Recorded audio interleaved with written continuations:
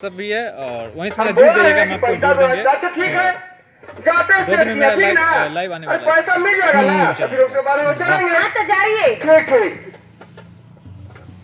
अभी मनीष महिवाल जी निकला हुआ है, उसका शो का नाम है लिट्टी पे चर्चा।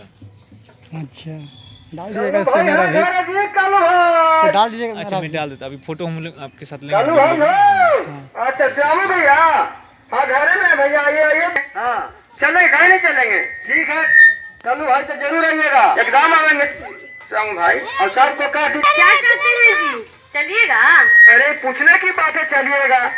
अरे घर के काम तो 2 घंटा बाद हो सकता है, ऐसा कीमती समय को नहीं छोड़ना चाहिए। अरे हमारे गांव में साहब आ रहे हैं, तो कुछ लाभे के बारे में बता देंगे हम लोग के। हमको तो मन नहीं है कि हम नहीं जाए। कहाँ की नहीं करती है, चलो कहीं नहीं चलेंगे। जब इतना कहीं रहे तो चलिए देखते हैं। चलो है कि बीएलओ जी साहब आ रहे हैं, वहाँ पे हम लोग का बुलाहट है, इसीलिए जा रहे हैं चाची जी।